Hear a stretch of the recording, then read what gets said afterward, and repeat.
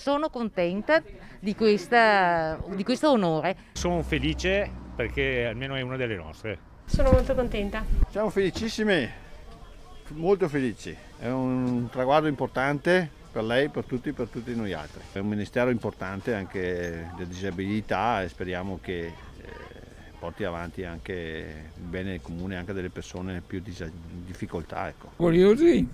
Orgogliosi, in una parola, specie le donne che non dimenticano il percorso in termini di sensibilità e competenza maturate per la ministra vicentina che si è occupata non solo di giustizia e autonomia ma anche di temi sensibili quali femminicidio e infanzia. La conosco come, come ministro, perché c'era anche prima. Speravo che rimanesse al governo in questo momento. Contentissimi. E perché? La nostra paesana è sempre fatto pulito.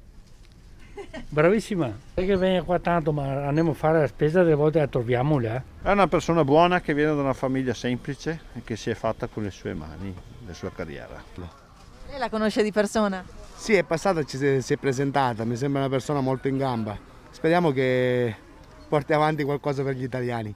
Dal giornalaio di fronte al municipio, alle persone che spesso la incontrano al mercato, ai cittadini che fanno la spesa al market di famiglia, la conoscono fin da piccola, l'hanno apprezzata da vice sindaco e assessore comunale in quota Lega e fanno il tifo per lei e perché si faccia portavoce delle istanze del Veneto. Una ragazza molto affabile, molto gentile. E l'augurio che arriva da Trissino è unanime. Forza Erika!